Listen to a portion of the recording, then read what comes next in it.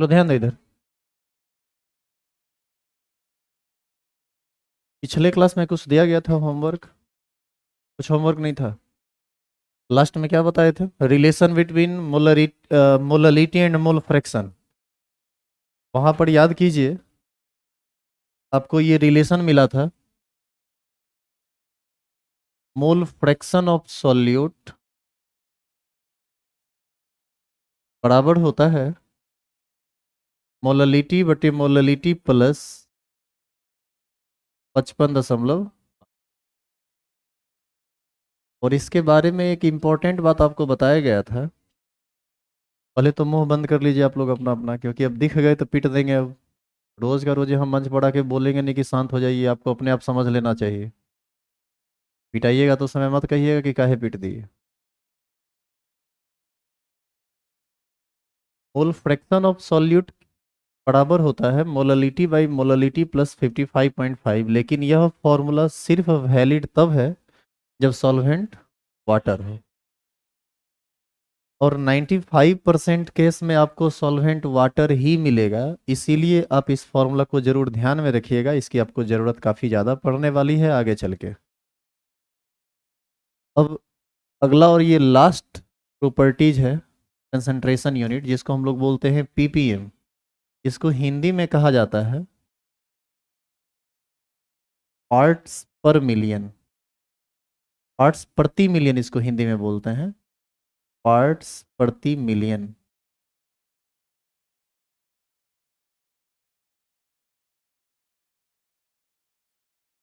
English में इसको बोलते हैं पार्ट्स पर मिलियन।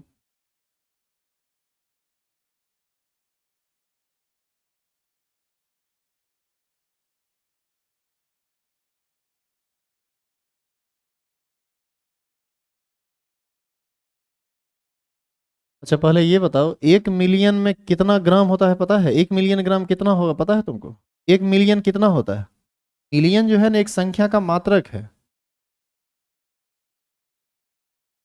ये होता है 10 का पावर 6। कितना लाख ना? 10 का पावर 6 लाख नहीं होगा, 10 टू द पावर 6 कहेंगे इसको, इसी को, यही ना 10 लाख हुआ। कितना ग्राम? जैसे 1 दर्जन में 12 होता है, हाँ या ना? उसी प्रकार 1 मिलियन में कितना होता है? 10 टू द पावर 6। तो आप इसको ध्यान रखिएगा, पार्ट्स प्रति मिलियन क्या है, पहले आप इसको लिख लीजिए तो इसका डेफिनेशन लिखें।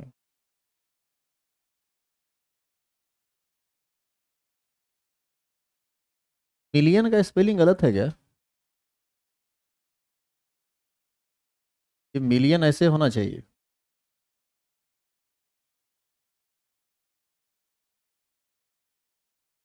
अब हिंदी में देख लो कौन सही है, आप लिख लो। ये तो बुक से देख लेना स्पेलिंग एक बार।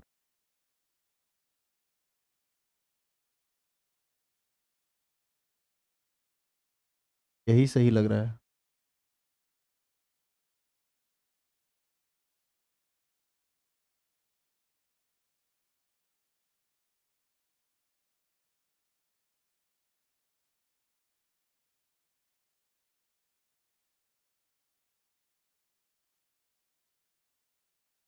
चेंज करें?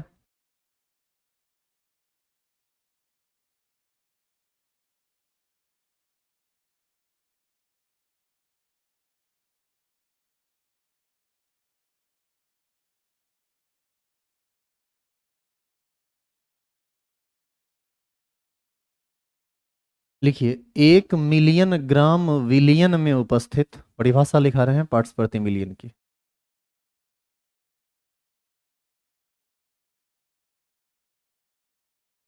1 मिलियन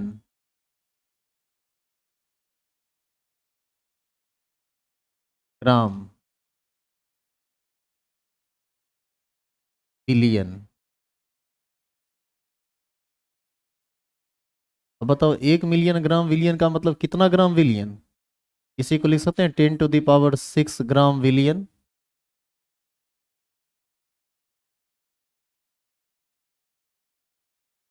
1 मिलियन ग्राम विलियन, ब्रैकेट में लिख दो 10 का पावर 6 ग्राम विलियन में उपस्थित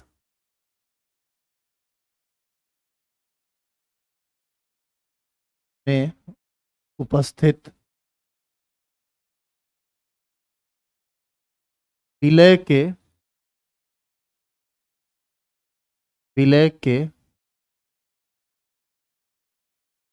ग्राम भार को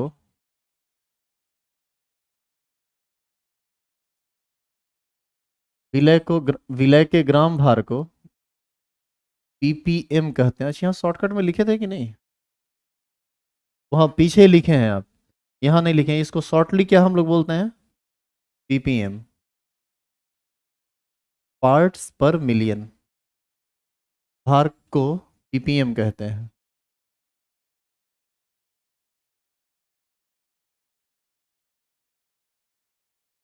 पीपीएम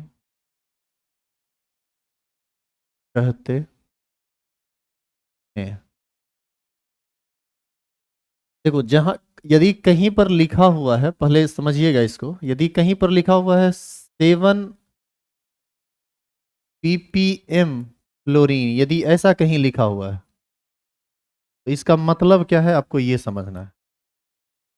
देखो, 7 पीपीएम फ्लोरीन का मतलब हुआ फ्लोरीन यहां पर विलय का काम कर रहा है, और यदि विलियन 10 लाख ग्राम बनाया गया होगा तो उस 10 लाख ग्राम विलियन में मात्र कितना ग्राम फ्लोरीन उपस्थित है? 7 ग्राम। अच्छा, एक बात बताइए, 10 लाख का मतलब हो गया 10 का पावर 6 जीरो, और यदि हम इस ग्राम को किलोग्राम में बदलें तो 1000 से भाग देंगे, तो ये कितना केजी हो जाएगा? 1000 केजी। 1000 केजी का तो मतलब समझ रहे हैं कि एक बड़ा अमाउंट है। क्या उठा सकते हैं आप इसको? नहीं। अब बताइए, 1000 किलोग्राम में मात्र 7 ग्राम, जो कि बहुत हल्का अमाउंट है, बहुत कम अमाउंट है ना, इसको जब डाला जाता है तो ऐसे छोटे कंसंट्रेशन यूनिट को ही हम क्या बोलते हैं? पीपीएम। मतलब 10 का पावर 6 ग्राम विलियन में विलय का जो ग्राम भार उपस्थित रहता है उसी को क्या कहा जाता है? पीपीएम। यदि कहीं पर लिखा हुआ है 7 पीपीएम फ्लोरीन, तो इसका मतलब हुआ कि 10 का पावर 6 ग्राम विलियन में मात्र 7 ग्राम फ्लोरीन उपस्थित है। अच्छा, एक बात बताओ, जैसे टंकी जो आता है 1000 लीटर वाला जो छत पर रहता है, तो मान लीजिए कि उसमें 1000 केजी पानी अट रहा है, 1000 केजी पानी अटा हुआ है, ठीक है, ऐसा मान लीजिए। बताइए, यदि हम 7 ग्राम चीनी उस पानी में डाल दें, टंकी को पूरा भर के और 7 ग्राम चीनी को हम डाल दें, तो क्या बिल्कुल एकदम तीत अकत लगेगा पानी? क्या ऐसा है क्या? तो क्या लगेगा? कुछ पता चलेगा? कुछ भी पता नहीं चलेगा। वो इतना स्मॉल अमाउंट है कि उसमें डालें ना डालें बात बराबर है। तो ऐसी स्थिति में आपको नहीं लगता है कि विलियन बनाने के बाद भी विलियन का भार और विलाय के भार में कोई अंतर आने वाला नहीं है? और अंतर मुश्किल से 7 ग्राम का होगा, तो इसको हम लोग ना के बराबर कह सकते हैं। तो पीपीएम यूनिट में जो होता है ना, विलियन का भार और विलायक का भार आपस में लगभग क्या हो जाता है? समान हो जाता है, बराबर हो जाता है। अब आप कहेंगे कि सर, इस मात्रक की जरूरत क्या है? ये जरूरत समझना बहुत जरूरी है और बड़ा इंटरेस्टिंग चीज है। देखिए क्या इसका जरूरत है।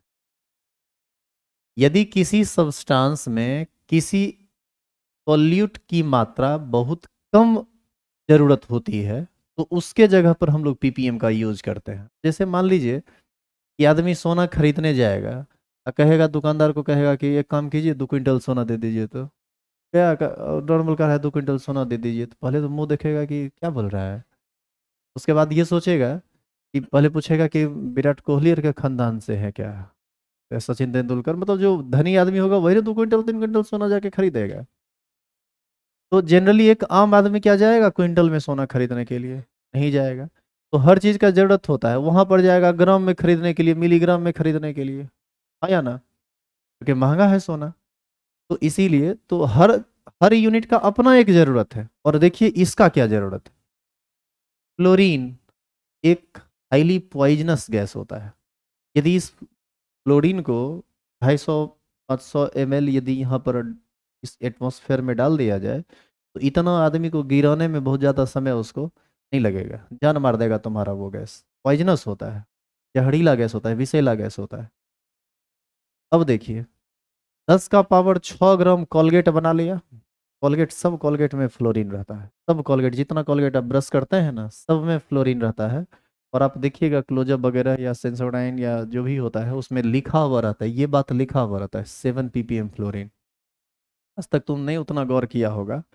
आज जाना घर पर तो चेक करना कि आपके कॉलगेट में क्या ये वर्ड कहीं है लिखा हुआ, और क्या इस बात का मतलब आप इससे पहले समझते थे। तो लिखा हुआ होगा 7 ppm फ्लोरीन। जैसे ऐसे लिखा हुआ है तो इसका ये मतलब हुआ कि यदि कॉलगेट 10 का पावर 6 ग्राम बनाया होगा, यानी 1000 kg वो कॉलगेट बनाया होगा, तो उसमें मात्र कितना ग्राम फ्लोरीन डाला होगा?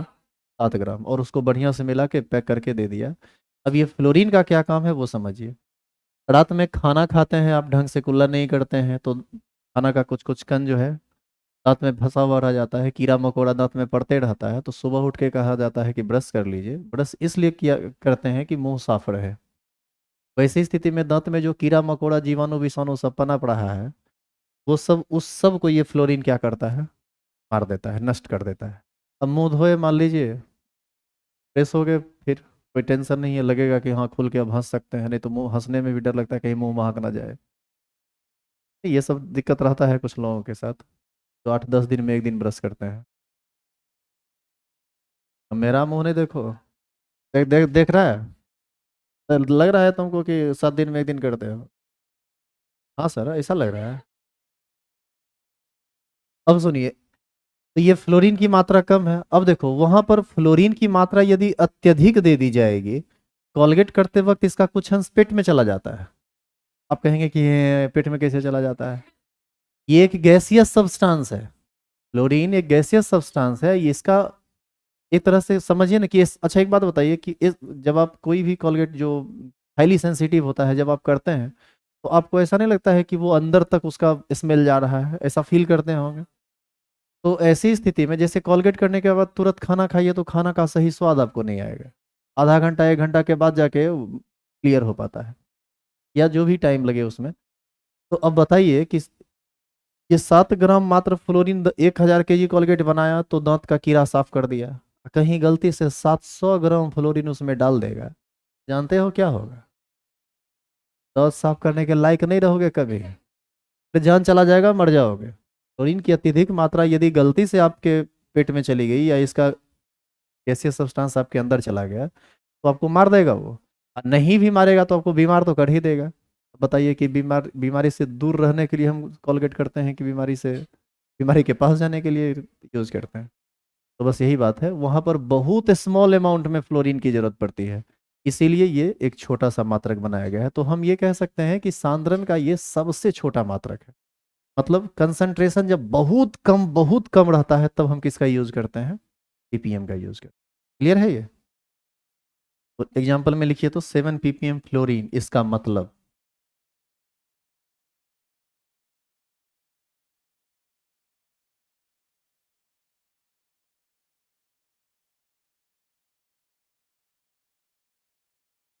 इसका मतलब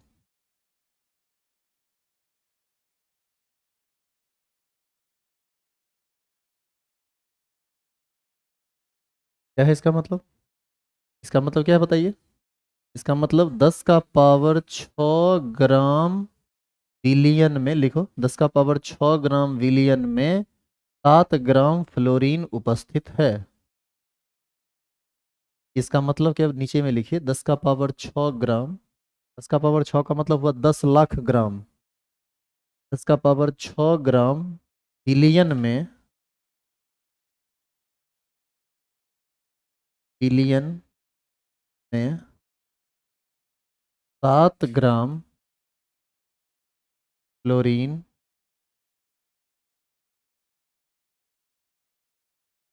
उपस्थित है।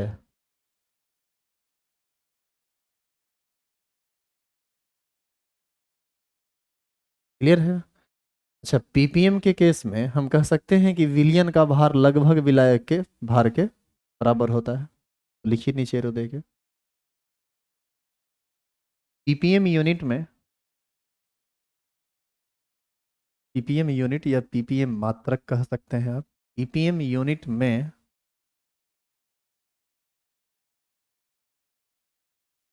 पीपीएम यूनिट में विलियन का भार तथा विलायक का भार, विलयन का भार तथा विलायक का भार आपस में लगभग समान होता है। आपस में लगभग समान होता है। आपस में लगभग समान होता है।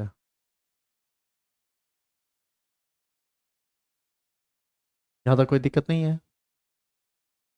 तो ये यूनिट समाप्त हो गया। अब इसी से संबंधित एक छोटा सा बात और जान लीजिए, तो आज इसका बेसिक जो यूनिट वाला बात था समाप्त हो जाएगा और अब मुख्य रूप से चैप्टर स्टार्ट होगा 5 मिनट। एक टेबल हम लिखा रहे हैं, इस टेबल का जरूरत आपको तब पड़ेगा जब आप बुक पढ़ेंगे या फिर न्यूमेरिकल का क्वेश्चन बनाएंगे, तब ऐसे आपको इसकी जरूरत नहीं पड़ेगी। सबसे पहले कुछ बेसिक बात समझिए। कहीं पर लिखा हुआ रहे m/10 NaOH सॉल्यूशन, तो इसका मतलब है कि वह एक ऐसा सॉल्यूशन है जिसकी मोलरिटी 1/10 है। समझ गए? यदि कहीं भी m/10 सॉल्यूशन लिखा हुआ है, इसका मतलब एक ऐसा सॉल्यूशन जिसकी मोलरिटी 1/10 है। यदि लिखा हुआ रहे 2m सॉल्यूशन, इसका मतलब यह एक ऐसा सॉल्यूशन है जिसकी मोलरिटी 2 है। लिखने का तरीका समझिए। अच्छा, इसी में यदि n/10 NaOH सॉल्यूशन लिख देता तो इसका क्या मतलब? यह एक ऐसा सॉल्यूशन होगा जिसकी नॉर्मलिटी 1/10 होगी। यदि m/100 लिख दे तो एक ऐसा सॉल्यूशन जिसकी मोललिटी, मोललता 1/100 है। ध्यान रहेगा ये चीज। तो कभी कभी विलियन की मोललता, नॉर्मलता और मोलरता, ये सब देने का ये तरीका होता है। क्वेश्चन में आपको मोलरता का मान दे भी देगा, और यदि आप ये बात नहीं जानेंगे तो आपको पता ही नहीं चलेगा कि मोलरता, नॉर्मलता का मान दिया हुआ है भी या नहीं। तो इसी से संबंधित कुछ इंपॉर्टेंट बातें हैं। इसको तो हम भड़वली बता दिए, अब इसको हम लिख के बताते हैं कि इसको क्या क्या कहा जाता है। इसका नाम भी है कुछ, तो इन सब बातों को आपको समझना पड़ेगा। देखो, इधर हम लिखते हैं नेम ऑफ सॉल्यूशन। अभी कुछ तुम नहीं लिखना, तुम बस देखो इधर। यहां हम लिखते हैं नेम ऑफ सॉल्यूशन और इधर हम लिखते हैं नॉर्मलिटी।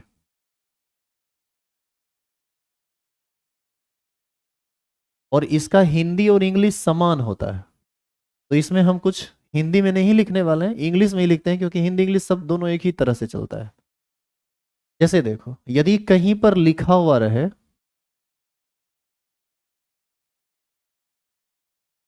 नॉर्मल सॉल्यूशन,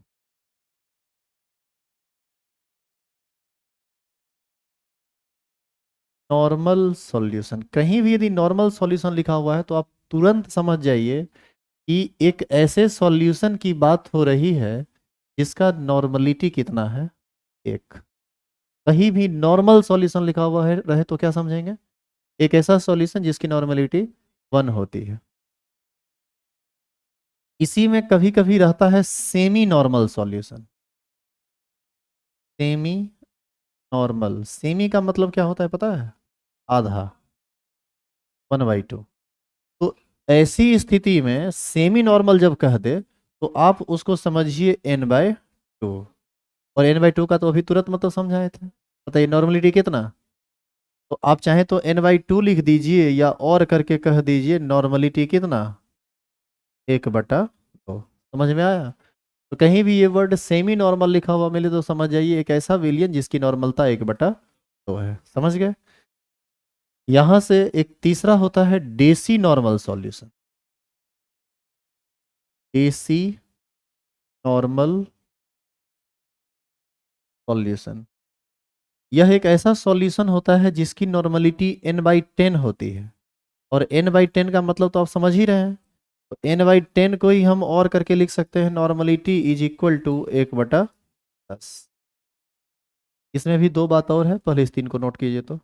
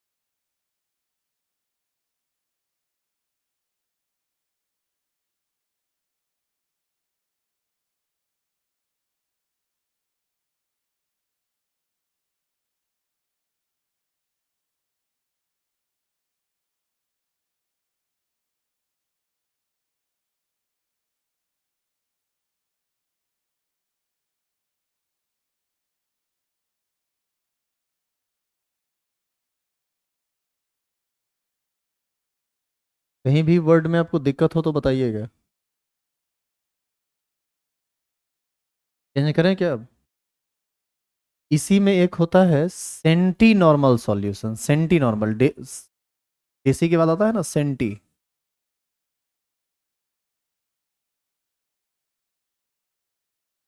देखिए पूरा कर लीजिए आप।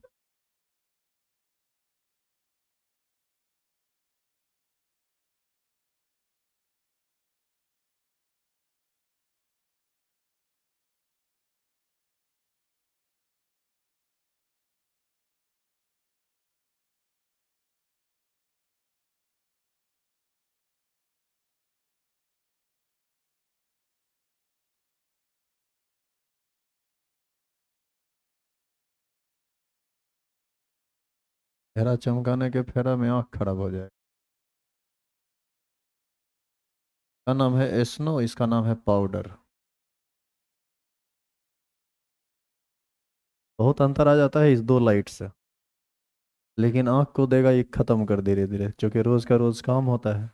हटाऊं अभी से? चौथा नंबर लिखेंगे एसी।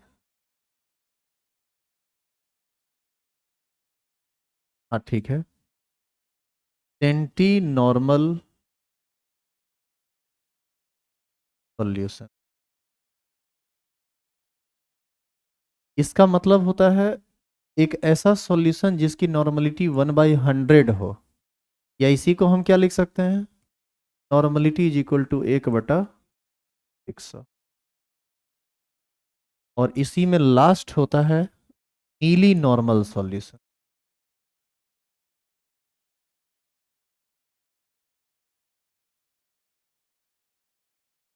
नीली नॉर्मल सॉल्यूशन एक ऐसा सॉल्यूशन होता है जिसकी नॉर्मलिटी n/1000, यानी और करके क्या लिख सकते हैं, नॉर्मलिटी इज इक्वल टू 1/1000।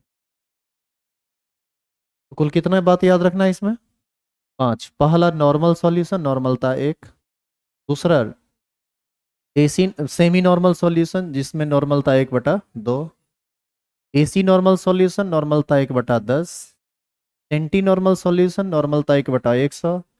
और मीली नॉर्मल सॉल्यूशन नॉर्मलता 1/1000। क्लियर है ये? अब देखिए इसी टाइप का 5 बात मोलरिटी के लिए भी आता है। और अब जो बात आता है उसको हम लिखेंगे नहीं, वो आपको खुद लिखना पड़ेगा। पहले सुन लीजिए क्या क्या आता है। नॉर्मलिटी को दिखाने के लिए इस 5 वर्ड का यूज हम लोग करते हैं शॉर्टली।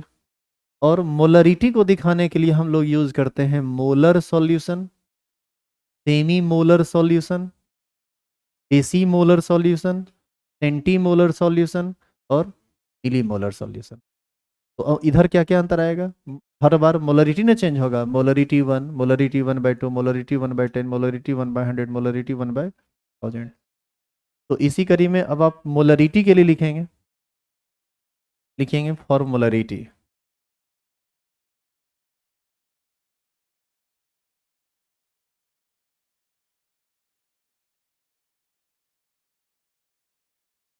फॉर मोलरिटी पहला बात हम एक लिख देते हैं, बाकी लिख लोगे खुद से।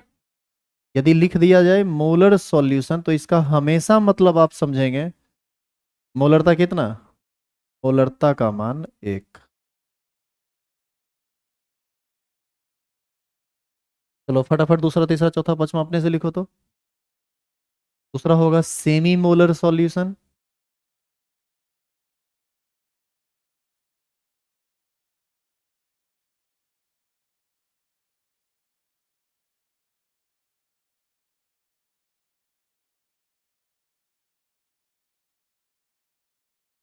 Semi molar solution.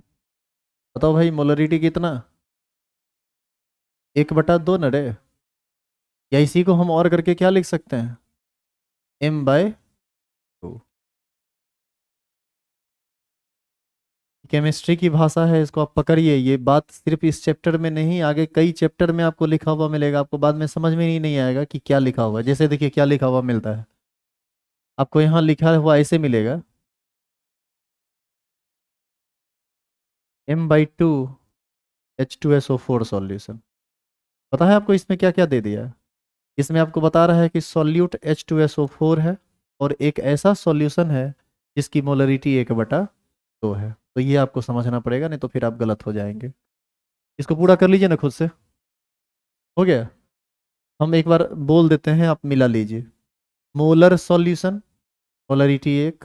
दूसरा होगा सेमी मोलर सॉल्यूशन, मोलरिटी 1/2।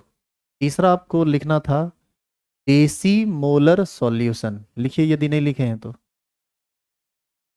हम ही से लिखवाएगा।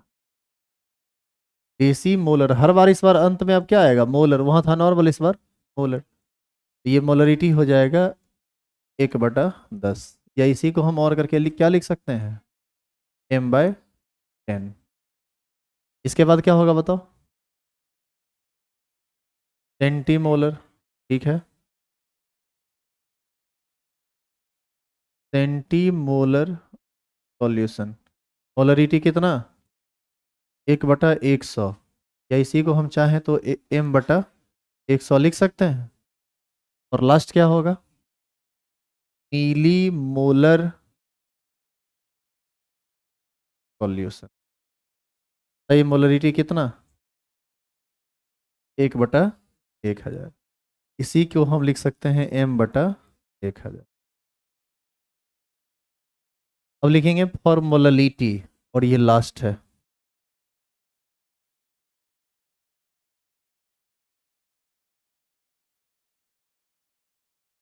फॉर्मोललिटी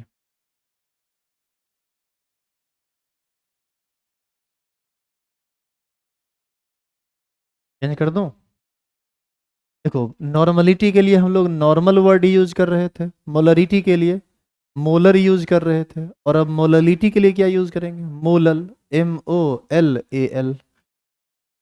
तो इसमें जो सबसे पहला होगा, अच्छा सुनो, इसको हिंदी में भी मोलल ही कहा जाता है, मोलल ऐसे लिखते हैं। ठीक है, ये हिंदी में है, तो हिंदी क्या लिखोगे, इसका इंग्लिश लिख लो,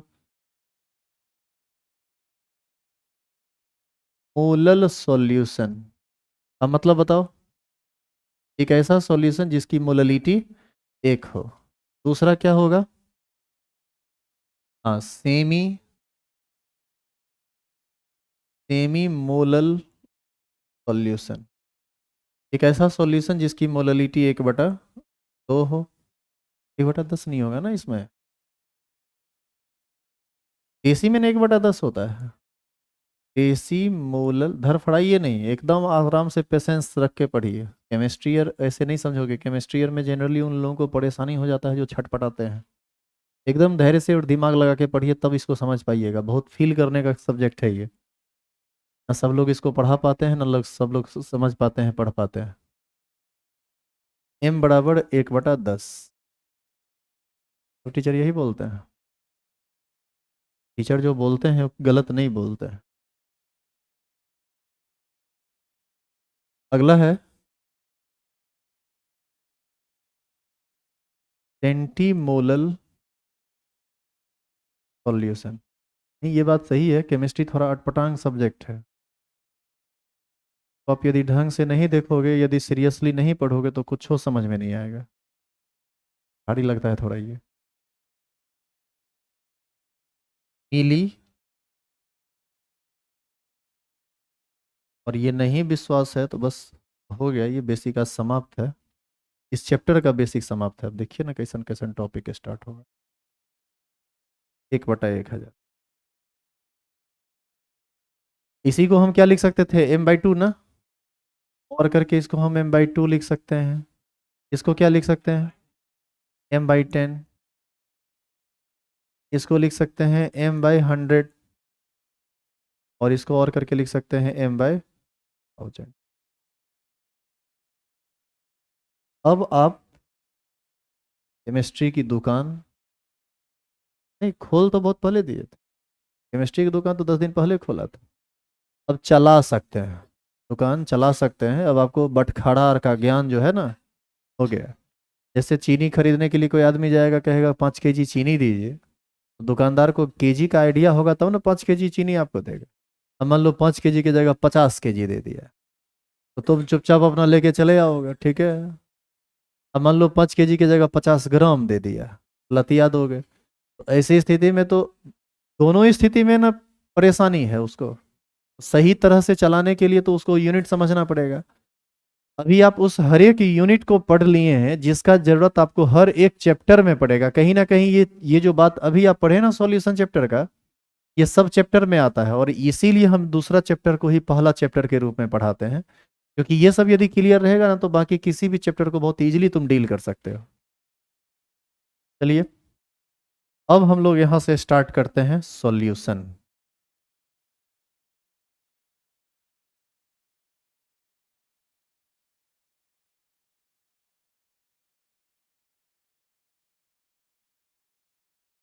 अब ये बताइए, सॉल्यूशन को परिभाषित करने की कोई आवश्यकता तो नहीं है? थोड़ा बताओ तो सॉल्यूशन क्या होता है? दो या दो से अधिक पदार्थों के समांगी मिश्रण को विलयन कहते हैं। अच्छा आप याद कीजिए, विलयन दो प्रकार का आपको बताया गया था, द्विअंगी विलयन और बहुअंगी विलयन। ठीक है, तीन प्रकार का बोला गया था, तब तो वो कई प्रकार का हो सकता है। एक्चुअल में मुख्य रूप से वो दो ही प्रकार का होता है, एक द्विअंगी और एक बहुअंगी। बहुअंगी के अंतर्गत ही त्रिअंगी आ जाता है, जो आपको दूसरा में लिखाया गया होगा, हो सकता है लिखा दिए होंगे थोड़ा ज्यादा। तो द्विअंगी विलयन का मतलब ऐसा विलयन जिसमें एक विलय एक विलायक हो, और बहुअंगी विलयन का मतलब जिसमें विलायक एक हो और विलय की संख्या दो या दो से अधिक हो। अब इसमें एक आदमी हम देखे थे कमेंट में पूछ रहे थे, आप लोग भी सुनिए, कि सर आप द्विअंगी विलयन में बोले कि विलायक एक रहता है और विलय भी एक रहता है द्विअंगी में, और बहुअंगी में आपने कहा कि विलायक एक रहता है और विलय की संख्या दो या दो से अधिक रहती है। तो उनका क्वेश्चन था कि सर विलायक दो या दो से अधिक क्यों नहीं रह सकता है? तो आप एक सिंपल बात समझिए कि किसी भी विलयन में कोई एक पदार्थ होगा ना जो सबसे अधिक मात्रा में होगा, जो सबसे अधिक मात्रा में है वही क्या है? विलायक।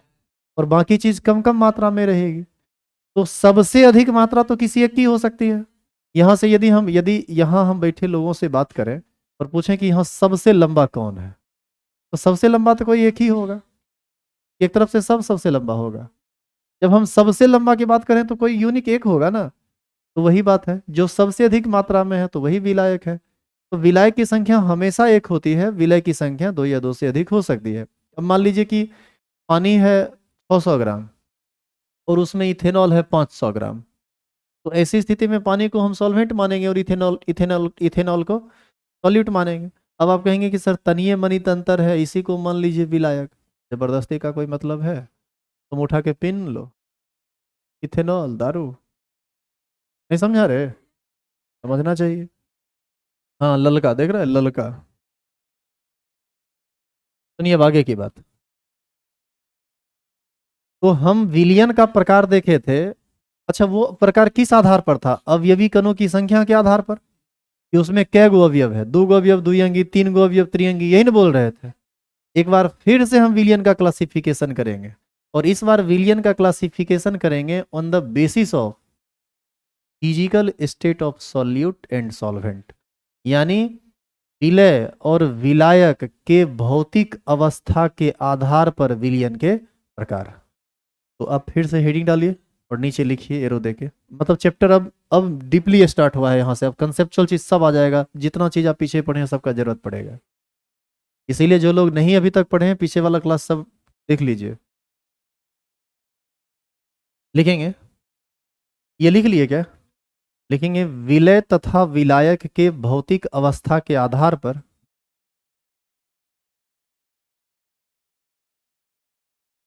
विलय तथा विलायक के भौतिक अवस्था, विलय तथा विलायक के भौतिक अवस्था के आधार पर विलयन के प्रकार।